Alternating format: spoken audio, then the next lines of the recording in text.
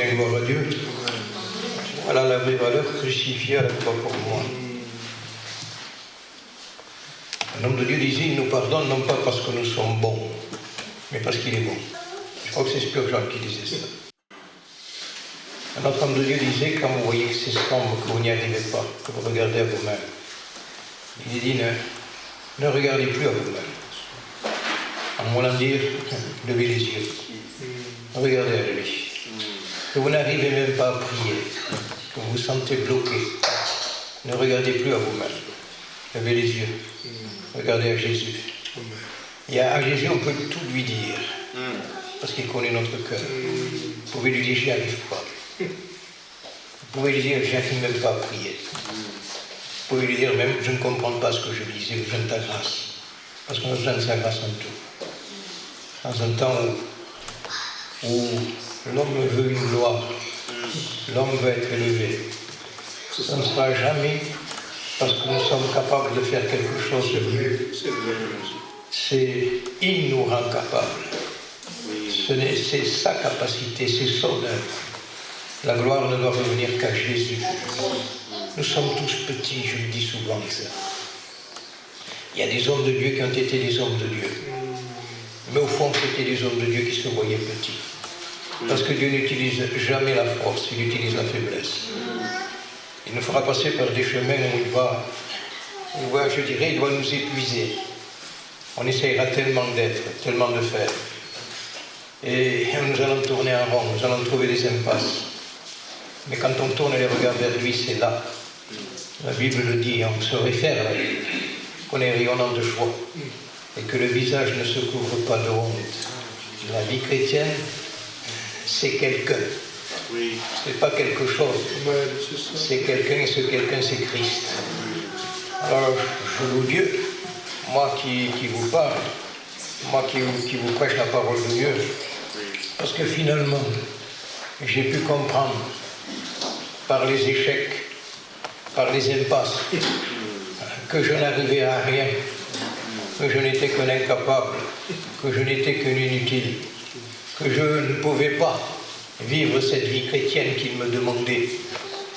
Mais j'ai compris quelque chose et je vais encore le comprendre d'autant plus que, et c'est vrai, c'est ce que je vais vous dire, que la vie chrétienne, c'est la manifestation de la vie de Christ. Amen.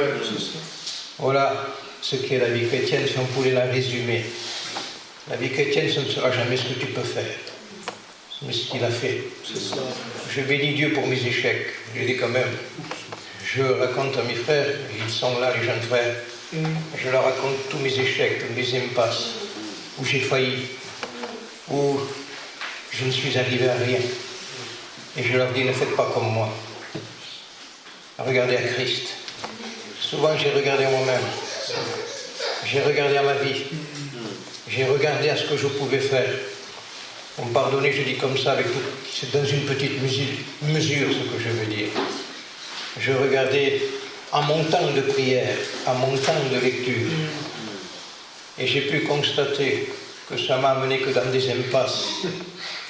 Mais quand j'ai dit non, Seigneur, tout ce que je peux faire, c'est par grâce. Je ne serai jamais bon. Je serai toujours un serviteur inutile. J'ai besoin de lever les yeux, j'ai besoin de regarder à toi. C'est lui qui change. Il change les ténèbres en lumière et il change le désert en source. Il faut que vous examiniez vous, et plus que jamais, le peuple de Dieu a besoin d'examiner que finalement sa vie c'est un désert. On suit parfois, on se donne une routine, une marche, on se donne un ballon de vie chrétienne. On veut être dans le coup, pardonnez-moi l'expression. Alors on sait qu'il faut le faire, mais on le fait un peu d'une façon routinière, habituelle.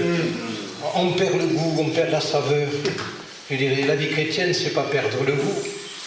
Si vous avez goûté, dit Pierre, que le Seigneur est bon, il faut goûter combien Jésus est bon. Il faut goûter combien il a tout fait pour nous sortir à vous et à moi particulièrement, de mon impasse, de ma boue, de mon échec, et me donner une capacité de vivre cette vie chrétienne. L'apôtre Paul disait, c'est pas moi, c'est lui. Voilà, c'est pas moi, c'est lui. Des hommes de Dieu ont dit, pas moi, toi, Seigneur. Parce qu'ils l'ont expérimenté. tant que vous n'expérimenterez pas, tant qu'un chrétien et une chrétienne n'expérimente pas l'échec de sa vie, combien il est incapable, combien il n'arrive à rien, il ne peut pas regarder à Jésus. Dieu va nous faire passer par des chemins où nous allons nous noyer. Il faut qu'on se noie. On veut toujours avoir un semblant de savoir nager. Comme si on nageait, et que Dieu pardonne cette expression, la vie chrétienne, un semblant de vouloir nager. Je m'en sortirai pas. Je m'en sortirai, pardon. Mais quand nous arrivons et que nous voyons que nous qui disions que nous savions nager, vivre cette vie chrétienne, nous sommes en train de perdre pied, de nous noyer. Ah, il nous laissera couler. Il nous laissera remonter, il nous laissera recouler, remonter. Et à la fin, nous crierons à lui. Et quand nous crierons à lui sincèrement, et que nous dirons, Seigneur, je n'y arrive pas, je ne peux pas. Frère Mimpio disait, la vie chrétienne se résume à 3 mots. Je ne peux pas, mais je veux. Amen. Et voilà ces 3 mots qu'il faut toujours vous répéter. Amen. Vous ne pouvez pas vivre la vie chrétienne. Vous ne pouvez pas la vivre, mais je veux la vivre. C'est ça toute la différence. Bien sûr que ça n'amène pas de moi un laxisme, ça veut dire je m'attends à lui et c'est tout. Ça veut dire aussi je veux la vivre, je cherche à le vivre. D'autant plus que je m'aperçois, Seigneur, que par moi-même je perds pied et je me noie.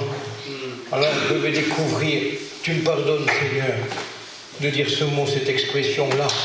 Je veux découvrir cette bouée de sauvetage que le Seigneur m'a tendue. Je suis venu, il dit, chercher et sauver ce qui était perdu. Les hommes ont des jugements sur tout. Les hommes jugent les autres. Et dans la vie chrétienne, il y a beaucoup de jugements les uns sur les autres. On se regarde, on se pointe du doigt. Et si vous regardez le maître, celui qui pouvait juger, si vous le regardez faire, si vous le regardez parler, vous dites, Seigneur, je n'aurais pas fait comme toi. Il pourrait me dire tout simplement, parce que moi j'aime, parce que moi je veux sortir les hommes et les femmes de la détresse. Pardonnez le mot, devant cette femme surprise en flagrant délit d'adultère, cette femme que les hommes condamnaient, montraient du doigt, et il l'a jugée. On disait, elle a été surprise en flagrant délit d'adultère. La loi de Moïse la juge. Et cette femme aurait pu être lapidée. Et Jésus les écoute parler. Jésus, il dit, se baisse et il écrit par terre. Il dit, Seigneur, je n'aurais pas fait ça, moi, j'aurais fait autrement. Et il pourrait me dire, pardon, Seigneur, laisse faire, tu vas voir la suite. Et ces hommes ont continué à parler sur elle. Et quand Jésus s'est relevé, il leur a dit que lequel de vous, d'entre vous, est sans péché, qui lui jette le premier la pierre. Ils se sont regardés les uns les autres, du plus petit au plus grand, et ils sont partis. Alors là, Jésus a dit à la femme une parole. Femme, il dit, je ne te condamne pas non plus. Il pouvait la condamner, il pouvait la juger, il pouvait lui jeter la pierre. Mais il dit, je ne te condamne pas non plus. Va et ne pêche plus. Je suis certain qu'on retrouvera cette femme dans le ciel. Parce qu'elle n'a pas trouvé quelqu'un qui l'enfonçait, mais quelqu'un qui lui donnait la main pour la relever. Qui que tu sois, tu es venu peut-être ce matin avec ton cœur, avec ton fardeau, avec ton poids. Tu es venu, pardonne-moi le mot, je ne juge personne, je ne sais pas, peut-être avec un semblant de vie chrétienne. Sache que la réalité, tu peux la trouver qu'en Christ. Mais je dirais cela de côté, mets le masque de côté. La vie chrétienne, c'est quand j'arrive à dire à Dieu, je n'y arrive pas, je ne peux pas. Je voudrais tellement que tu m'accordes ta grâce. Il accorde sa grâce aux humbles, non pas aux orgueilleux. Alors, bannissons de notre cœur, s'il vous plaît, l'orgueil. Enlevons tout ça, soyons humbles pour reconnaître ce qu'on est. Nous sommes en train de parler de quelque chose de grand. C'est le ciel qui nous attend, c'est la gloire. Vous savez, il n'y a pas d'âge pour mourir. Et on ne pense pas assez que notre vie est un souffle. C'est un fil qui peut se casser d'un instant à l'autre. Des jeunes meurent par accident de la route. On peut tomber et ensuite mourir. Il peut nous arriver un anévrisme, un infarctus. Et nous sommes en train de jouer l'éternité. La Bible dit, veille sur ton cœur, plus que toute autre chose, pardon. car c'est de lui que viennent les sources de la vie. Veillons sur notre cœur. Là où vous n'y arrivez pas, dites-lui franchement. Des fois, on fait avec le Seigneur comme s'il ne savait pas. Il sait quand même, il nous connaît. Il pourrait nous dire, pourquoi tu me pardonnes le mot? Pourquoi tu me bluffes dans ce que tu dis là? Tu me dis Seigneur et je ne suis pas Seigneur. Alors, même le mot que tu me dis ne cadre pas. Et c'est vrai que combien de fois on a dit Seigneur, et dans la réalité, les frères et les sœurs, si on analyse les choses, c'était un mensonge. En analysant les choses, parce qu'il n'est pas Seigneur quand on fait ce qu'on veut. Et on lui dit Seigneur, ça ne cadre pas. Il faudrait lui dire, je voudrais pouvoir te dire Seigneur. Et accorde-moi cette grâce pour pouvoir y arriver, Seigneur. Nous sommes en train de vivre un temps, on dit c'est le temps dangereux, c'est un temps dangereux, c'est un temps difficile, mais ne jouons pas sur le temps non plus. Parce que finalement, c'est nous-mêmes. La plus grande adversité, nous l'avons nous-mêmes. Le plus grand danger, il est intérieur. Bien sûr qu'il y a cette puissance de ténèbres, je dirais, et le diable agit tellement. Il y a une puissance de séduction inimaginable parmi le monde et parmi la chrétienté, cette séduction arrive. Et elle arrive avec tout son programme, si vous voulez mieux. Tous ces internets, tout ce qu'il y a, c'est des dangers dans la vie chrétienne, ça qu'on veuille ou qu'on ne veuille pas. On dirait qu'il y a des bonnes choses, mais il y en a tellement de mauvaises aussi. Alors, nous ne nous attardons pas aux bonnes choses, mais aux mauvaises qu'il peut y avoir. Parce que c'est vrai, que de temps perdu parmi la chrétienté, que de temps gâché, où nous, chrétiens, qui faisons profession d'être chrétiens, on dit on est chrétiens. Si on est chrétien, notre vie ne nous appartient plus. Elle appartient à Christ. Ne savez-vous pas, dit Paul, que votre corps est le temple du Saint-Esprit? À mon avis, vous ne le savez pas ça. Et il dit à une église, vous ne savez pas que vous êtes le corps, votre corps est le temple du Saint-Esprit, que vous ne vous appartenez plus vous-même, que vous êtes à lui, que vous devez le glorifier dans votre corps et dans votre esprit qui lui appartiennent. Alors je dis, Seigneur, ce corps est le temple du Saint-Esprit. Ça veut presque nous dire à vous et à moi, tu n'es pas libre de toi-même. Puisqu'il est le temple du Saint-Esprit, tu lui appartiens. Alors pourquoi tu prends tellement de temps pour toi et tu ne prends pas assez de temps pour lui? Alors que la Bible dit aussi, rachète le temps, car les jours sont mauvais. Et c'est vrai, les frères et sœurs, soyons de ceux qui rachetons le temps. Nous avons encore du temps. Dieu nous donne du temps. La venue de Jésus se fera soudaine. Il viendra comme un voleur dans la nuit. On ne sait pas ni le jour ni l'heure. Mais il y a des signes qui nous montrent que sa venue est certaine, qu'il ne tardera pas. Une des plus grands signes peut être l'apostasie. Tout ce qui se passe, l'abandon de la foi, l'abandon de la vérité. On se le dit entre nous. La parole de Dieu est tellement diminuée. La parole de Dieu est tellement humiliée. On humilie la parole. Vous savez, l'autre fois, on a rappelé dans une réunion, on a pris Jésus dans le prétoire. Quand il était au prétoire, Jésus, devant Pilate et devant la porte, je ne sais pas si c'était entre 300 et 500 hommes. Vous imaginez, devant 300 ou 500 hommes, on a pris Jésus et on lui a enlevé sa chemise, on l'a déshabillé. Je m'imagine, moi, ça fait lâche, ça fait honte qu'on enlève la chemise à un homme devant tous les hommes qui le regardent. On l'a mis devant ce cercle d'hommes, on lui a enlevé la chemise quand on allait justement lui donner les 39 coups de fouet. Alors, on a mis, tu me pardonnes maître, mais c'est ça, ta poitrine à nu. On t'a mis ton dos à nu, tu étais là, tu regardais ces hommes et de quelle façon tu les regardais, Seigneur. Et moi, je les aurais regardés d'une façon peut-être et certainement avec colère. On me l'a dit, pourquoi vous me ridiculisez comme ça? Mais lui, son regard ne change pas, Jésus, c'est le regard d'un agneau. Il le regarde avec amour. Je dis, c'est moi qui te l'ai fait ça. C'est moi, c'est à cause de mon péché que tu as supporté ça, que tu n'as rien dit. On ne s'épanche pas sur la petite chose de Jésus, ce qu'on lui a fait, qui est tellement une grande chose. Et bien sûr, qu'on lui a donné ses 39 coups de fouet. Et une fois qu'on lui a donné ses 39 coups de fouet, en voulant dire, on te remet la chemise. Et je dis, vous vous rendez compte maintenant, qu'est-ce qu'on fait avec la parole?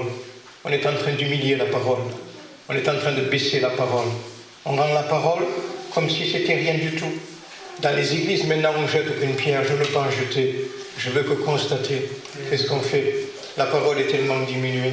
Où sont les vraies valeurs qu'il y avait avant? Il n'y a plus ces vraies valeurs. Je bénis Dieu, parce que bon, j'ai eu un privilège d'être d'être ancien un peu, et encore il y a eu d'autres anciens.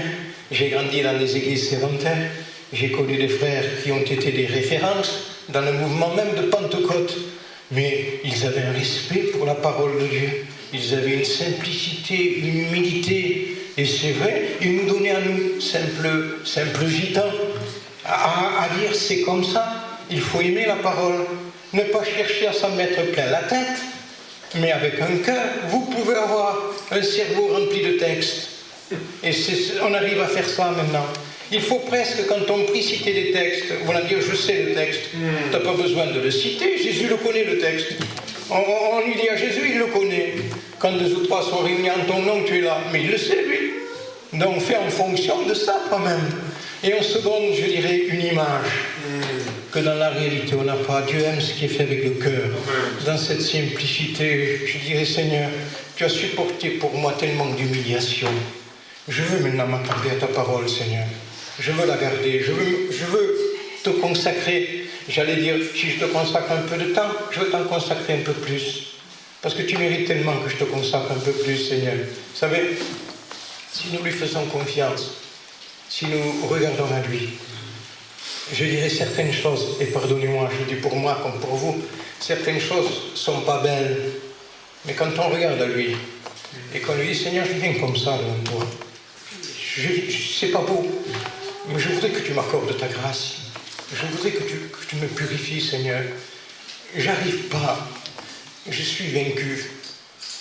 Vous n'êtes pas que vous ne expérimentez pas que vous êtes vaincu. Vous expérimentez pas qu'il y a des choses dans votre vie. Il y a des secrets dans votre cœur, de votre personnalité.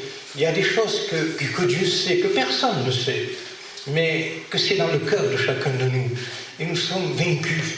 Que de fois nous expérimentons, on en parlait un peu vite fait avec un frère, que de fois nous expérimentons qu'on confesse pardon à Dieu. Je te demande pardon pour ce que j'ai fait. Je te demande pardon. Et vous vous apercevez pas que vous le refaites. Vous le refaites. Et vous êtes toujours obligé de revenir au pardon. Revenir au pardon.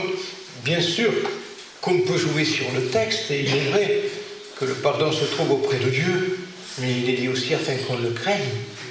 Alors, j'ai pensé bien des choses, parce que bien sûr, comme je vous ai dit, c'est dans les échecs qu'on expérimente beaucoup. Je lui ai dit, mais comment se fait-il, Seigneur, que je te demande pardon pour tellement de choses, et que j'y reviens. Ensuite, je suis sincère que je te demande pardon. Ça me fait du mal de te faire du mal, mais je m'aperçois que je refais le mal. Bien sûr, comme je vous ai dit, il y a des choses qui sont, on peut voir, mais il y a des choses qui sont dans les secrets des cœurs. Vous savez, et nous avons un Seigneur qui non seulement connaît l'extérieur, mais il connaît l'intérieur. Ils sont de mon cœur, ils sont de mes reins. Alors je dis, Seigneur, pourquoi? Il me dit, parce que tu ne restes que sur une jambe. Et qu'il me pardonne cette expression-là. Tu ne restes que sur une jambe. Tu ne vas pas chercher l'autre jambe. Alors je dis, comment trouver l'autre jambe, Seigneur? Permets-moi de la trouver. Alors, bien sûr qu'il y a des textes dans la Bible qui font référence. Et on s'appuie sur la Bible, pas sur ce que je pense. Pas sur la Bible que je mets à ma portée. Non, la Bible veut me mettre à la portée de Dieu. C'est pas ma pensée qui compte, c'est la pensée de Dieu. Alors, je voudrais que vous compreniez bien que Dieu ne minimise pas le péché. Le péché reste péché. Et que nous sommes, nous, des pécheurs sauvés par grâce. Mais que nous avons une nature qui est poussée à pécher. Le péché habite en moi, dit Paul. Certains, vous savez, si je fouille certaines vies, on peut se donner toutes les apparences qu'on veut. Vous pouvez faire le saint plus que jamais. Si je gratte, je dirais, il y a du vernis là. Regarde la réalité. C'est pas du bon bois, c'est de l'aggloméré. Tu le fais passer pour de l'acacia, mais c'est de l'aggloméré. Et c'est vrai que des fois, nous y mettons un peu de peinture. Mais non, il n'y a pas, pardonne l'expression, Seigneur, de Superman dans l'œuvre. Non. Tous nous avons besoin. Et l'homme de Dieu, si grand est l'homme de Dieu, justement, plus grand il sera, plus il réalisera le besoin qu'il a de Jésus. Le besoin de Jésus, le besoin de lui. Le grand homme de Dieu, vous en trouvez un autre plus grand que Paul, vous? Je ne sais pas, mais il faut chercher loin. Et même si vous cherchez, vous risquez de ne pas en trouver. Parce qu'on a dit de lui que c'était l'unique, après le parfait. Après le parfait, l'unique. Et cet homme de Dieu a vu quand même qu'il n'était que... Vous me pardonnez, c'est ça qui n'était rien. On va me dire c'est lui, mon but c'est de le connaître lui. Sa puissance à lui. On va me dire j'arrive à rien sans lui. Vous n'y arriverez jamais. Soyez vrais. Amen, c'est ça. Soyons vrais devant Dieu. Il n'y a pas de fort, il n'y a pas de faible. Des fois on dit, elle, t'as vu comment elle est? L'autre, t'as vu comment elle est? Je me tais. Parce que Dieu pourrait dire, et toi, t'as vu comment tu es? Rien ça. Ne jugeons pas. C'est vrai. On va entrer dans des petits détails, mais qui sont grands. Ne jugeons pas si j'ai une cravate, si je n'ai pas de cravate. C'est vrai, c'est vrai. Ne jugeons pas si une jupe, elle n'est pas assez longue, elle n'est pas assez courte. Ne jugeons pas. Sur l'extérieur, nous avons tellement tendance à juger l'extérieur. C'est vrai. Je ne vous dis pas qu'il ne faut pas l'extérieur, mais regardons d'abord l'intérieur. Parce que c'est de l'intérieur, a dit Jésus, que vient tout. C'est de l'intérieur, c'est du cœur que vient quoi?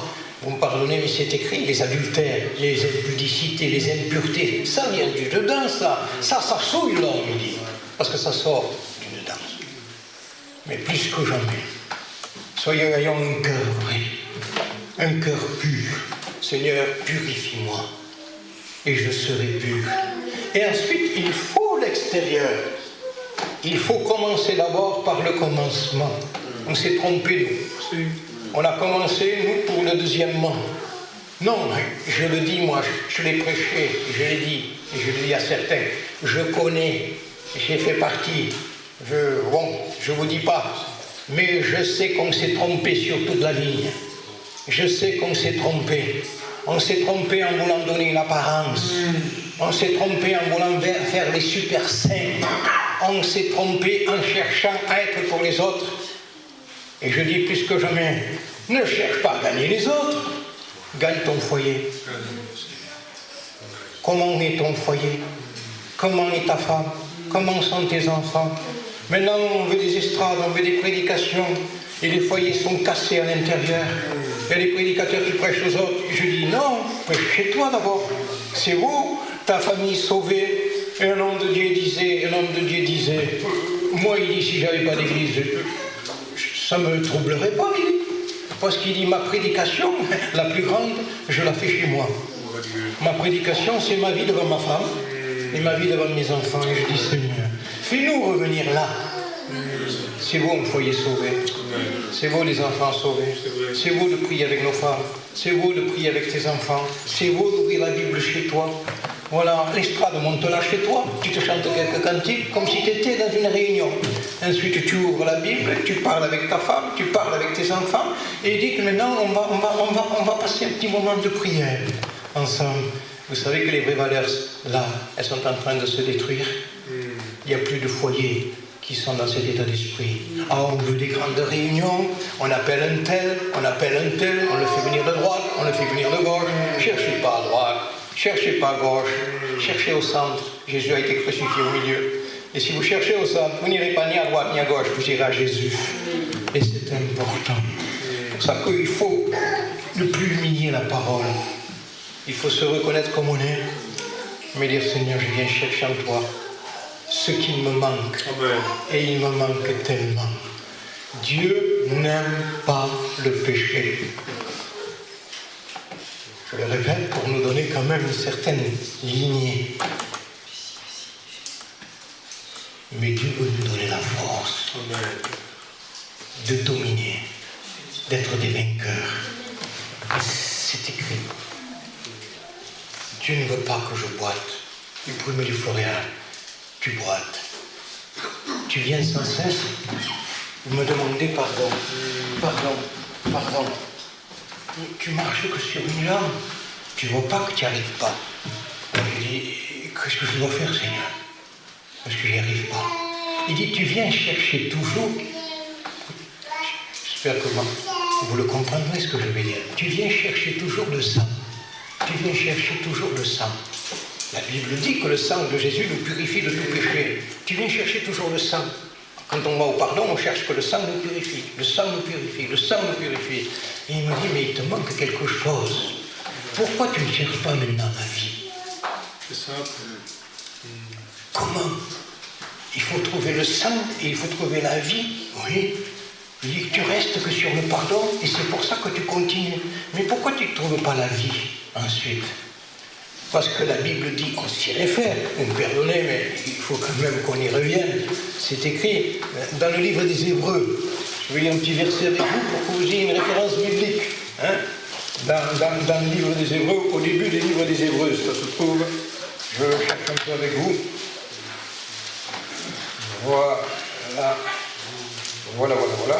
Voilà, au chapitre 5. Non, 4, pardon. Au chapitre 4. Et au verset 14. Ça te fait respirer un texte. Des fois tu t'étouffes. Tu dis, je m'étouffe. Et un texte, je respire. Le texte nous fait respirer. Pourquoi? Parce que Dieu veut faire de nous des vainqueurs. Il nous sort de l'échec et il nous donne la victoire. Alors je dis, mais comment? Attendez, Hébreux, au chapitre 4, et au verset 14. Ainsi, dit l'auteur de l'Épître aux Hébreux, ainsi, puisque nous avons un grand, il est grand, souverain sacrificateur qui a traversé les cieux, Jésus. Les souverains sacrificateurs de l'Ancienne Alliance, lui seul avait le droit, le souverain sacrificateur, de rentrer dans le lieu très saint une fois par an, pour apporter, si vous voulez mieux, l'expiation pour le péché du peuple, une fois par an.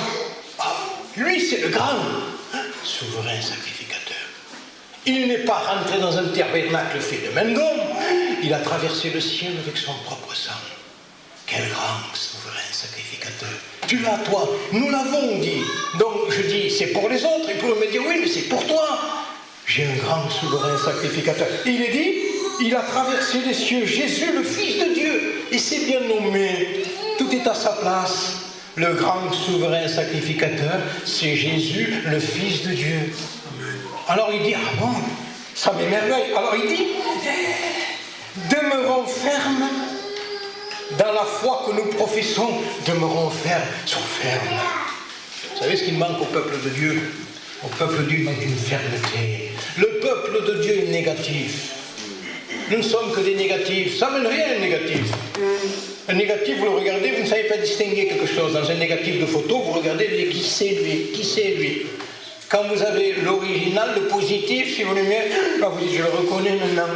Ne restons pas dans le négatif, Tu sais qui c'est le négatif? Tu t'es pas vu? Le négatif, c'est toi.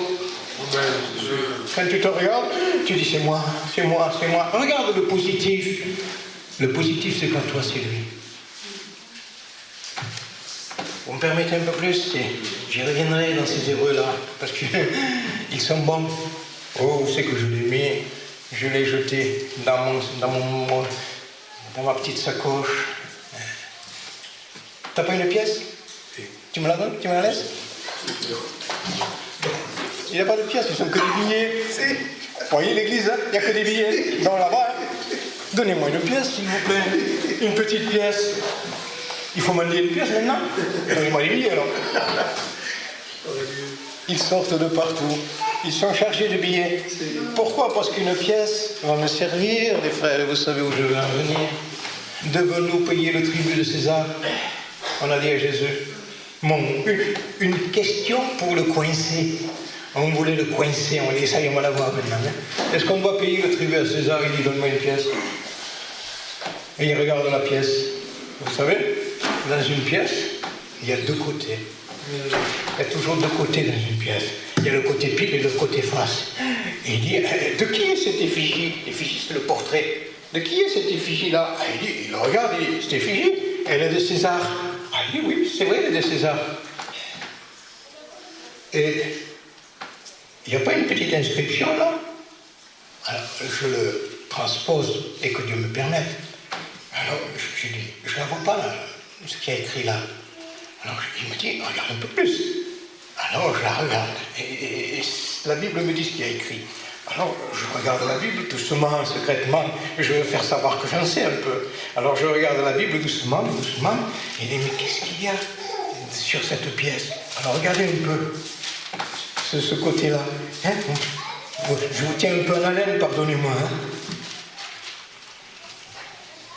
Mais il faut des temps comme ça dans la prédication. La prédication, c'est pas que des mots, des mots, des mots, des mots, des mots. Amen, on s'en va. Non, non, non, non, non, non. Si vous saviez ce que disait Spurgeon d'une prédication, il ouvrait les fenêtres. Ne fermez pas une prédication comme ça, comme ça, comme ça. Ouvrez une fenêtre, c'est un rayon de soleil qui rentre.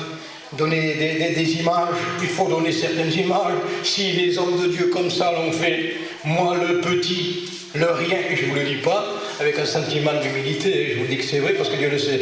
Amen. Je ne peux pas tromper Dieu. Donc, alors moi je me réfère à la parole de Dieu, et il dit, qu'est-ce qu'il y a écrit? Alors regardez ce qu'il y a écrit.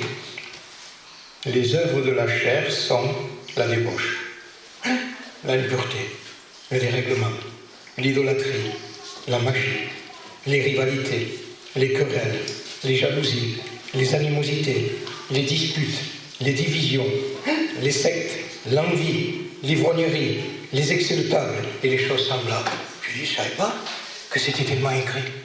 Il y a tout ça, oui, il est, en voulant dire, ce qui est de César, c'est ce qui est du monde. Je dis, il y a tout ça, il y a tout ça dans mon cœur, Seigneur. Il pourrait me dire oui. Si tu t'arrêtes à ce négatif, je me le dis, ceux qui pratiquent ces choses-là ne rentrent pas dans le ciel. Alors j'ai dit, chez maintenant, Seigneur, je suis perdu. Et il pouvait me dire, oui, tu veux tourner la pièce? Alors j'ai dit, je veux la tourner, Seigneur, je veux la tourner du côté face. Et maintenant, je veux y lire une inscription. Tu me permets de regarder à ta parole, Seigneur, parce que c'est elle qui me donne la référence. Il m'a dit, oui, regarde, tu vas voir.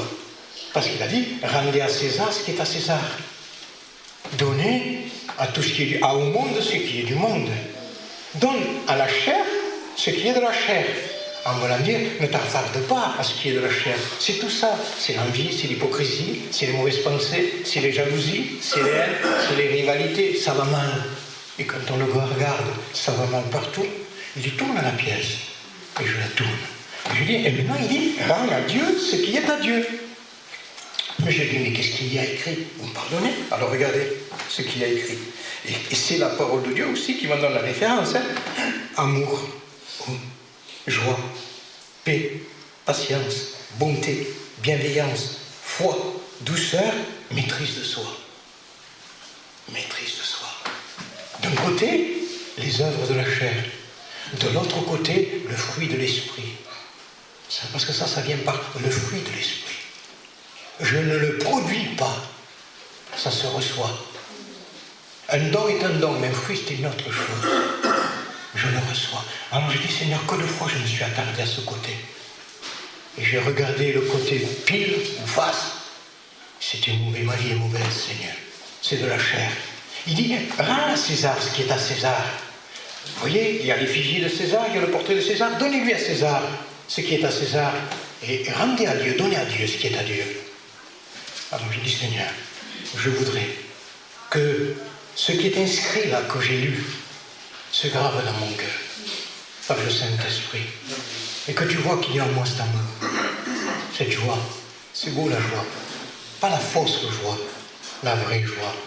La vraie joie qui vient par l'Esprit, même dans la tristesse, il y a une joie. Je voudrais cette patience que je n'ai pas. Vous avez de la patience? Je n'en ai pas. J'ai besoin de Dieu. Je m'aperçois que j'ai besoin de Dieu. Plus que jamais, j'ai besoin de Dieu. Je perds patience, je m'impatiente souvent dans des choses. Ça me fait voir que dans ma vie, j'ai besoin de Dieu.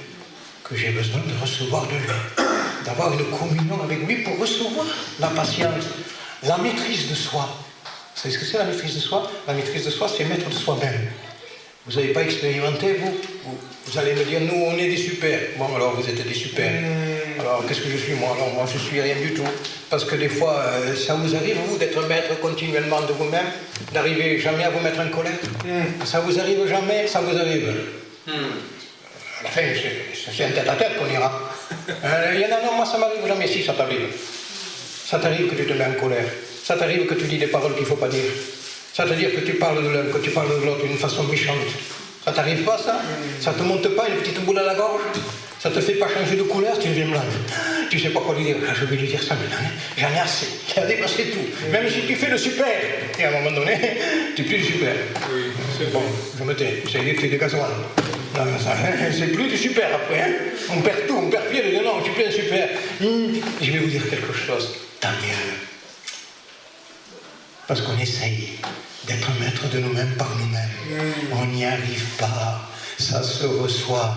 C'est par le Saint-Esprit. Le fruit de l'Esprit, c'est la maîtrise de soi. Savoir se retenir quand il faut se retenir. Savoir se taire quand il faut se taire. Vous arrivez, vous, à la contrôler? Pardonnez-moi, la petite langue. Vous la contrôlez, la petite langue? C'est un petit membre. C'est un petit feu qui embrasse des forêts. La langue, oh, la langue, qu'elle en dit des choses. Ça vous arrive pas, vous? Et on dit qu'on a la langue bien pendue. Elle nous touche à terre, presque. Hein? Oh, qu'on en dit des choses. Et ça. Je fais comme ça. Ça vous arrive pas dans les ménages? La langue, des fois.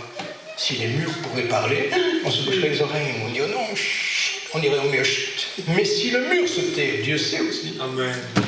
Et ça nous arrive. Et je vais vous dire peut-être quelque chose. Voilà, sanctifier Dieu, ça nous fait voir ce que nous sommes. Amen, c'est ça. Et que nous avons besoin de venir au grand souverain sacrificateur, Jésus, le Fils de Dieu, qui a été tenté comme nous en toutes choses, sans commettre le péché. Vous en connaissez un autre qui a été tenté en tout, sans commettre le péché. Tenté en tout, ça veut dire en tout, dans tous les domaines, sans commettre le péché. Vous ne voyez pas que nous sommes en train de vivre dans un monde où tout est là pour nous faire sortir du calme. Vous me pardonnez le mot, je le dis, sans avoir d'être là qui veut dire, je parle là, je veux dire, je ne veux pas le sujet. Vous savez, je parle avec des jeunes et je rentre dans des sujets avec eux. Amen. Et les frères qui sont dans le service avec moi le savent. Des sujets tabous, j'y rentre. Amen. Et je dis, rentrez dans ces choses, parlez de ces choses. Parce que c'est des choses où on parle le moins, mais qui font des dégâts le plus. C'est vrai. On n'ose pas les dire. J'ai dit, dites-les vous. Enseignez les jeunes sur ce domaine-là. Enseignez les foyers dans ce domaine-là. Pour que les foyers aussi se stabilisent par rapport à la parole de Dieu. Vous me pardonnez? Ils sont là de toute façon, ils le savent. Je leur dis que les frères ne fassent pas les super saints. Et je dis même que les sœurs ne fassent pas les super saintes. Ils sont là. Enseignez, enseignez. Enseignez tous les domaines de la vie chrétienne, parce que dans tous les domaines de la vie chrétienne, Dieu nous a donné l'enseignement. Et qu'il faut savoir dire, qu'il faut savoir prêcher, parce qu'on s'aperçoit que le plus de dégâts vient justement de ce côté-là. Que le plus de problèmes viennent de ce côté-là. Et qu'il faut régler les problèmes à la base. Il faut remettre en valeur la parole de Dieu. Nous avons un grand souverain sacrificateur qui a été tenté en toutes choses, il n'a pas commis de péché. Ça veut dire que nous pouvons trouver en lui tout. Amen. À trouver en lui tout. Je parle avec des jeunes, ils me parlent. Ils me disent, certains, leurs échecs. De toute façon, on ne peut pas se dire les victoires c'est Christ. On se dit que des échecs.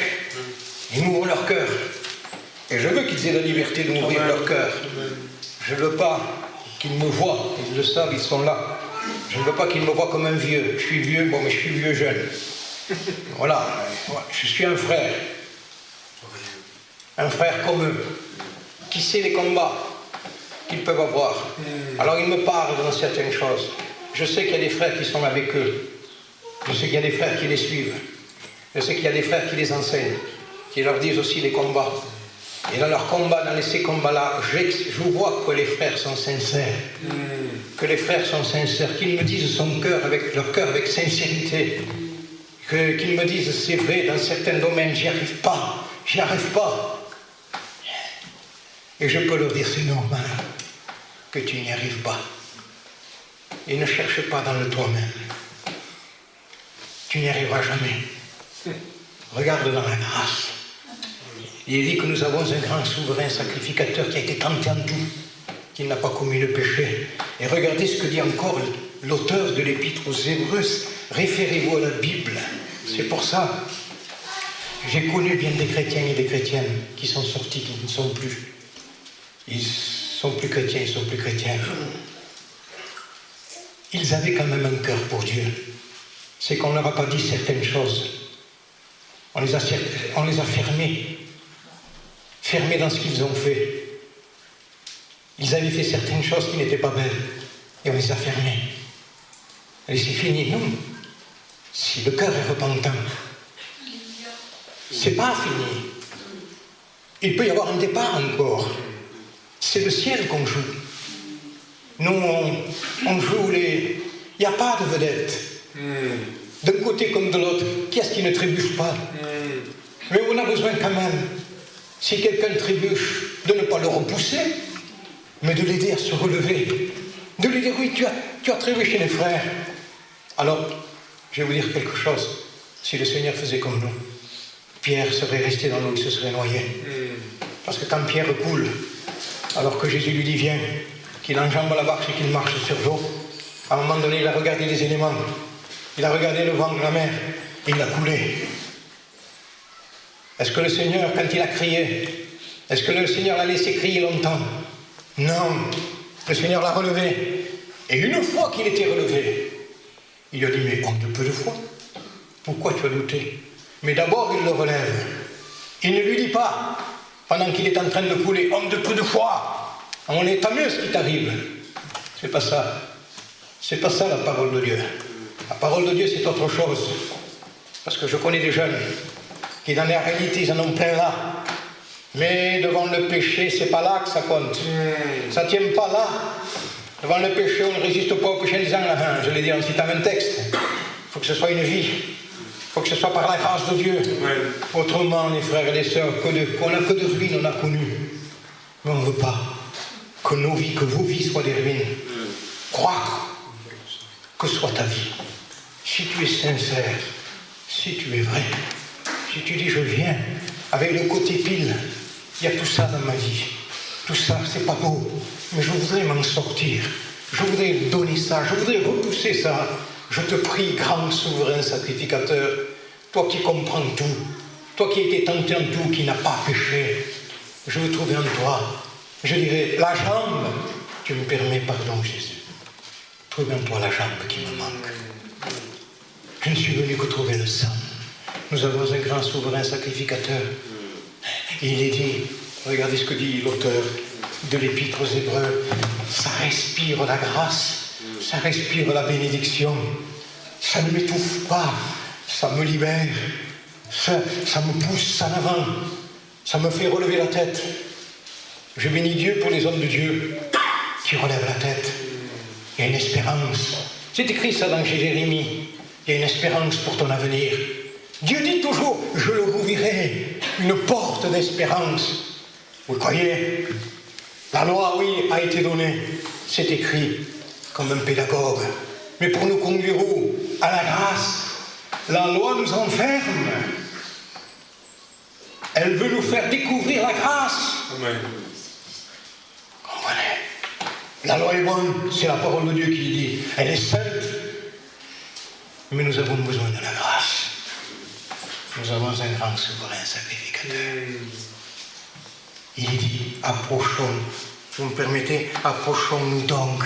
Approche-toi donc. Approchons-nous donc. C'est écrit avec un cœur sincère. Ça veut dire, je reconnais ce que je suis.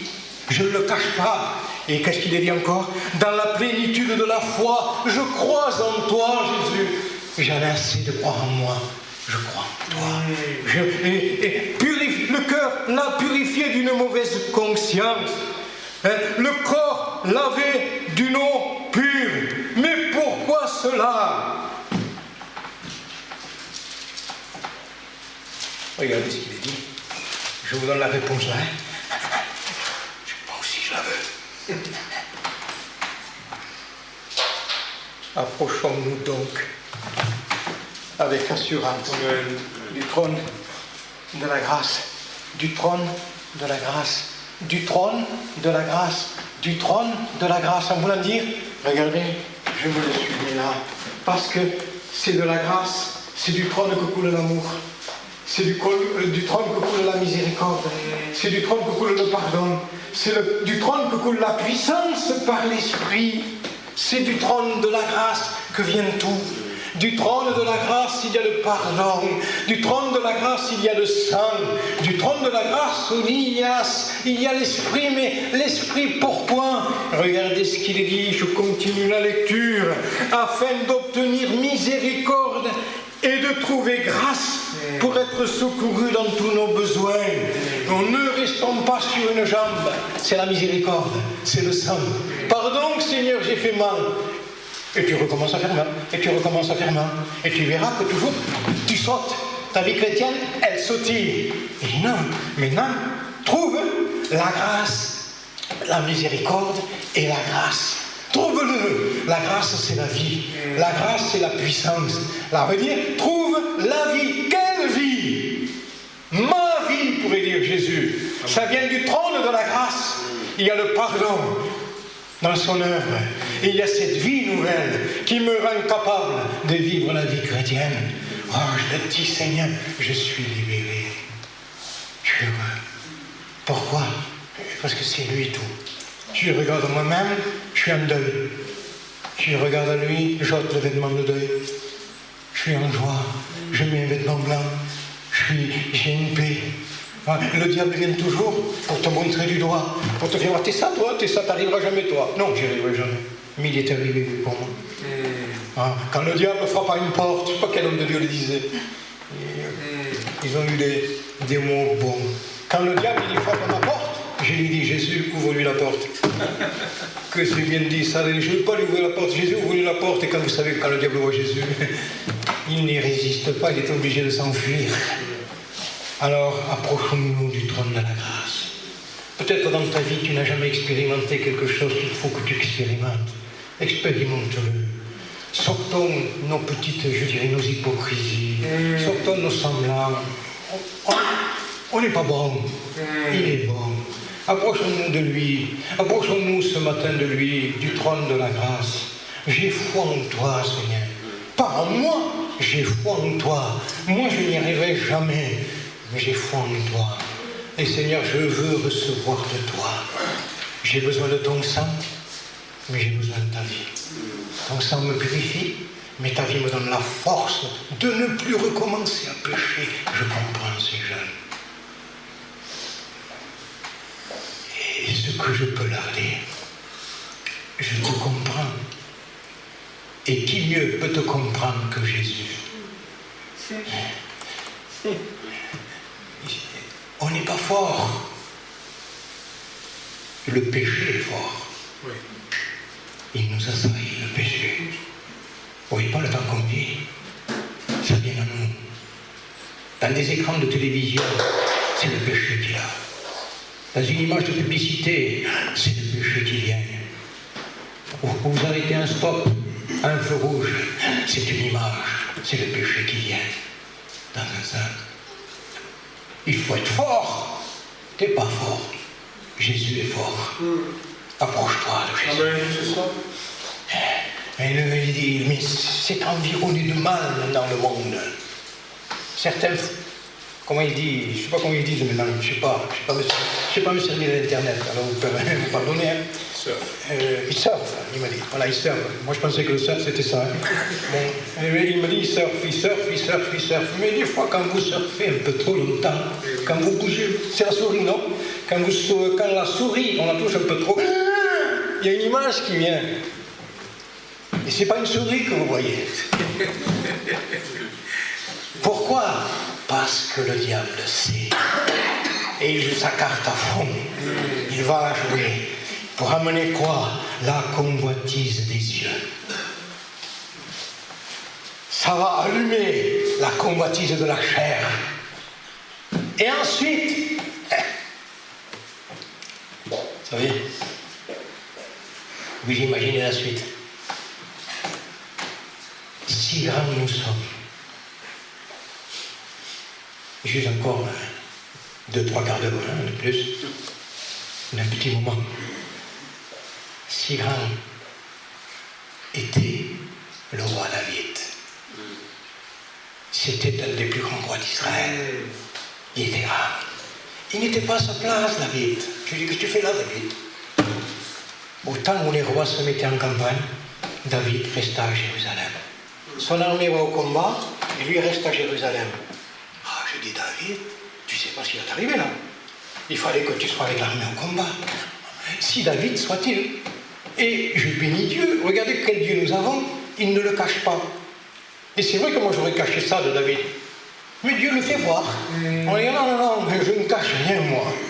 David, ça a été le plus grand roi d'Israël, on dit. Mais regardez lui, pendant que l'armée se battait, lui se promenait. Il devait être avec l'armée, lui. Et de ce, en se promenant, il a aperçu, pardonnez-moi, mais c'est écrit quand même. On n'est pas plus saint que Dieu. On n'ose pas dire certaines choses. Il a aperçu une petite Bathsheba qui se baignait un peu. Ah, mais David, je dis, tu es un vaillant homme à la guerre. Hein? Mais entre nous, je dirais, David, écoute, entre nous, est-ce que tu as une faiblesse? Il me dirait, ne le dis pas. Tu vas enlever mon image. Mais je dirais, c'est pas moi qui te le dis, c'est Dieu qui la révèle. J'image dans ce que je vous dis. Et la faiblesse de David. Vous me pardonnez, hein, petite sœur, avec le respect que je vous dois tous. La faiblesse de David, c'était les femmes. Et quand il a regardé la petite Bathsheba, il a dit, amenez-la. Et nous savons le désastre que ça a amené dans la vie de David.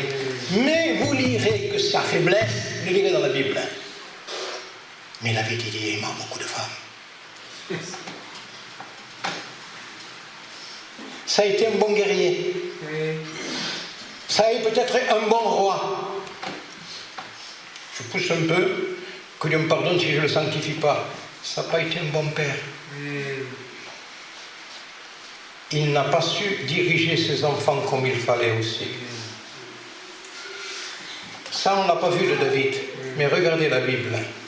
Et il vous montrera le désastre aussi qu'il est venu dans sa vie à cause, bien sûr, de son péché. Le péché qu'il a fait, pardonnez-moi d'adultère et de meurtre, il a tué beaucoup d'hommes. Mais ensuite, regardez ses fils, regardez Amnon, regardez Absalom, regardez, fouillez dans la vie de ses fils, regardez le désastre. Un frère qui déshonore une sœur, c'est écrit aussi. J'ai dit, David, vaillant à la guerre, mais chez toi, comment c'était? Il a fui devant son fils qui voulait le tuer. Alors, on revient là. Les frères, d'abord chez vous. Prédicateur, chez toi. Il y en a qui cherchent à épater les foules. N'épate pas les foules, épate ta compagne. Épate tes enfants. On cherche une estrade. Tu vas besoin d'une estrade. C'est beau de t'asseoir dans un salon avec tes femmes et tes enfants. Et là, tu peux respirer. On est ensemble. Tu seras le pasteur, tu seras tout. Amen. Les frères. Il faut que nos enfants se convertissent. Amen. Il faut que nos enfants soient sauvés. Dieu veut les sauver. Amen. Permettez à Dieu de le faire. Si vous faites tout ce que vous devez faire, Dieu fera le reste. Amen. Mais attends-nous. Pas d'un laxisme. J'attends que Dieu le fasse. Non. Conduis-toi comme un père. Enseigne tes enfants dans la voie qu'il doit suivre. Enseigne l'enfant dans la voie qu'il doit suivre. Quand il sera grand, c'est écrit ça aussi, il ne s'en éloignera pas. David, non, de ce côté-là. Le regard, convoitise des yeux. Ça l'a amené au désastre. Faisons bien attention, dans le temps que nous sommes en train de vivre, toujours parmi la jeunesse, parmi les jeunes, dans ce que vous voyez, dans ce que vous écoutez. Non, si ton œil pour toi une occasion de chute, arrache-le, jette-le. Il va mettre borgne pour entrer dans le ciel. Hein, si ta main pour toi une occasion de chute, coupe-la. Ton pied, coupe-le. Ça veut presque dire, fais attention à ce que tu vois. Fais attention où tu vas. Fais attention à ce que tu touches. Veille sur cela. Il vaut mieux que tu aies un combat. Vous savez, arracher, on n'arrache pas un nez comme ça. Hein? Parce que vous aurez des combats. Quand on dit non à certaines choses, il y a un combat. Il y a un combat. Il y a un combat. Mais du trône de la grâce coule l'esprit. Et l'esprit me donne le foi, la force pour pouvoir résister, pour pouvoir dire non. Amen. Sans lui, je ne suis rien. Mais avec lui, je peux dire non. Je sais que je peux vous retenir, même si intérieurement vous pensez de dire quand est-ce qu'il va terminer. Bon, mais voilà, vous enlevez cette pensée maintenant. Voilà, vous la sortez. Je ne termine pas encore, je vais terminer bientôt. Dans un sens, je sais vos luttes, vos combats, je les comprends. Dieu les sait, Jésus les connaît.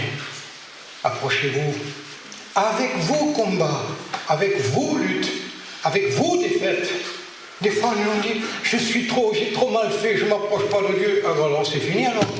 Même si tu as mal fait, viens à Dieu. Avec, il dit, un cœur sincère, un cœur vrai.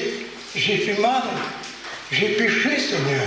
C'est beau de lui dire, on n'entend jamais quelqu'un dire j'ai péché. Tout le monde a, je te loue, je te remercie. Mais on n'entend jamais j'ai péché. C'est une honte alors de dire j'ai péché. Autant croyez-moi, sans juger personne, on aurait peut-être besoin de tous de dire j'ai péché. Amen. J'ai péché, pas de parole, mais là, ça pêche pas là. Dans un sens, ça pêche pas en tout, parce qu'on pêche en tout. Il n'y a pas d'âge pour pécher. Mais il y a toujours la grâce qui est là, avec un cœur sincère. Alors, boiter, c'est quand je reste sur le sang. Mais quand je prends de sa vie, par l'esprit, le fruit de l'esprit, c'est par sa vie. Ça vient de lui. Je ne boite plus, je marche. Pourquoi? Il y a le pardon, il y a la grâce. Il y a le pardon, il y a la grâce. Hein? Mais si nous marchons dans la lumière, comme il est lui-même dans la lumière, nous sommes mutuellement en communion les uns avec les autres, et le sang de Jésus, son Fils, nous purifie de tout péché. Vous n'avez pas besoin du pardon? Vous n'avez pas besoin ce matin de... Vous voyez, comme ça, moi, de faire la paix avec Dieu. Vous voulez rester à votre place?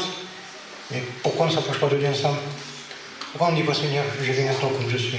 Je ne suis pas meilleur. Le pharisien, il disait, moi, je suis meilleur que l'autre. Hein. Moi, je jeûne.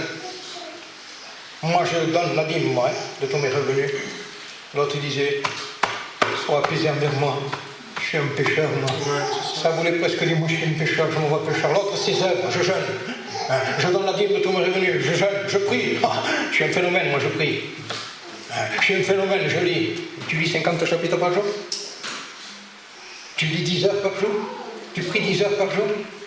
Parce que de suite, moi, à ceux qui disent ça, je leur présente des sommets aussi. Voilà, tu jeûnes 42 jours. Alors quand tu mets déjà un sommet, il te dit non, moi je jeûne. Il se ronge les ongles. Je jeûne une demi-journée. Bon, quand j'ai jeûné une journée, c'est presque mettre sur l'indépendant. Non, le frère, tout vient de la grâce, tout vient du pardon qui se trouve en Christ. Approchez-vous ce matin, avec assurance. Et je mets des trucs, pardonnez-moi, je ne devrais peut-être pas griffonner la Bible. Mais je me suis mis là, une foi qui sauve. Quelle c'est cette foi-là? C'est une foi qui obéit, c'est une foi obéissante. Alors, j'allais presque m'asseoir. Je regardais ce que je... Là, je termine, hein, vous pouvez dire fou. Par la puissance de l'Esprit, les croyants eux-mêmes luttent par la puissance de l'Esprit. Parce que Dieu n'admet pas de laxisme, ça aussi. On dit, moi je fais rien, tu fais tout. Je siffle. Non, tu resteras longtemps en sifflant. Non. Je veux, par la puissance de l'Esprit, les croyants luttent contre leur nature pécheresse. Par la puissance de l'Esprit, il la crucifie. Il la met à mort chaque jour. Et à travers de ce processus de renoncement, d'abandon au Saint-Esprit, c'est des chrétiens qui deviennent libérés, victorieux. L'Esprit nous est donné à ceux qui obéissent. Je veux ta grâce. Ta grâce. Ça ne veut pas dire que ça viendra d'un coup de baguette magique. Je le veux. Ça ne veut pas dire non plus que vous n'allez pas prier avec ça. Vous avez compris. Hein? Il faut prier. Et si vous ne saviez pas, non, faut lutter. Je connais des frères qui antagonisent dans la prière. Je connais des frères qui se sont levés dans la prière, si vous saviez. Si vous les avez vus. Vous dites, tu sors comme ça dans la prière? Vous les avez vus. Presque malade. L'église disait non, c'est un combat aussi. Mais, félicité des cas que les hommes se sont tenus dans la prière. Mais, face contre terre, Phinéas a été un homme de Dieu. Phinéas se levait à l'aube et priait. Phinéas était un homme saint. Phinéas pouvait regarder quelqu'un et le convaincre. L'esprit agissait, il était convaincu de péché. Phinéas, c'est une référence. Ces hommes de Dieu nous parlent aussi de la grâce, du pardon, de tout ce qui est venu en Christ. Le soleil ne se levait jamais en Chine sans trouver Tsontélor à genoux. Et il est allé trouver les Chinois pour leur présenter un Jésus. Moi, vous savez ce que j'aurais fait, Tsontélor? J'ai dit, Tsontélor, t'es un déséquilibré. Tu te déguises en mandarin, tu te fais chinois, tu te fais des ongles, des yeux comme ça, mais je dirais, t'es un déséquilibré. Mon Dieu, si vous savez que c'est moi le déséquilibré. Combien de Chinois lui doivent le salut? Pourquoi? Parce qu'il n'a pas présenté une super sainteté, mais il a présenté un super amour. Vous pouvez être saint, vous pouvez tout faire. S'il n'y a pas amour, ça ne cadre pas. Vous me pardonnez, je termine. Vous voyez, j'ai baissé le ton. Je termine.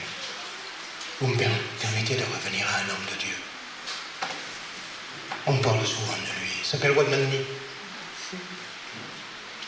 Il dit, prenez des oiseaux, mettez des oiseaux. Quand vous voyez des oiseaux, vous ne voyez pas des pigeons souvent? Quand moi je m'approche des pigeons, ils sont bons. Oui, ils sont bons, ils ont peur. Mais j'ai regardé, parce que dans ma fenêtre, on voit, j'ai un truc où je vois des poules. Bon, vous pouvez voir des poules. Avant, je voyais que ceux qui faisaient du trafic. Maintenant, je vois des poules. C'est bien, j'aime bien voir des poules. Alors, je regarde les poules, et les poules picotent, et à un moment donné, il vient un pigeon. Toc. Alors, la poule fait ça, elle le regarde, et elle continue. Elle a vu que c'était un pigeon, c'était un oiseau. Quand l'homme s'approche, elle s'en va. L'oiseau, quand un homme s'approche, il s'en va. Mais un oiseau, quand un autre oiseau vient, il le regarde et il le laisse. Il dit, Dieu est venu à nous comme un homme. Christ est venu comme un homme. Amen. Non pas pour nous écraser par la sainteté de Dieu, mais comme un homme, voulant dire pour nous comprendre, pour parler à notre mesure. Il dit, prenez mon joug sur vous. Ça veut dire, prenez mon joug. Recevez mes instructions. Ça veut dire, prends mon joug. Regarde, et quand je te parle là, je te parle à l'oreille. Il faut comprendre ce chemin ensemble. C'est le chemin de pureté, de sainteté. Mais je suis avec lui un joug. Ça met deux bœufs ensemble. Alors, avec un joug de Jésus, il dit, et recevez mes instructions. C'est un Seigneur qui est doux, qui est humble. Alors moi, quand je suis avec lui, dans le chemin où il m'invite à marcher, je dis, c'est bien, laissez-le. Il fallait que ça tombe. Alors je dis, Seigneur, c'est difficile. Et vous me dites, mais je suis avec toi. Je suis avec toi. Et c'est pour ça qu'il dit, je suis avec vous tous les jours jusqu'à la fin du monde. Vous ne voulez pas prendre le joug de Jésus. Amen. Ne pas vous appuyer sur vous-même. J'ai été long, tant mieux. Je vous ai retenu, tant mieux. Je vous ai donné de mauvaises pensées, non, là, tant pis. Pardonnez-moi, mais je voudrais que vous la compreniez. Amen. Et qu'ensemble nous la vivions. Pourquoi pas ce matin? Vous savez ce que je vais dire? Je vais dire quelque chose. Oui, que l'esprit conduise tout. On peut pas, de toute façon, faire ça, cadrer rien. Non. Il ne cadrer rien. Faites avec cœur. Je vous dire qu'il y a du désordre. Mais à force de cadrer, on devient des étables. Non. On ne cadre rien, on le fait avec l'esprit. Amen. On va fermer les yeux. Celui qui a besoin de Dieu se lèvera à sa place. Celui qui a besoin de Dieu, qui a compris, et qui veut dire Seigneur, je viens à toi. Vous n'avez pas besoin de faire une prière, vous ne demandez pas de venir. Pourquoi? Parce qu'on veut vous donner l'occasion de trouver la grâce, la vie.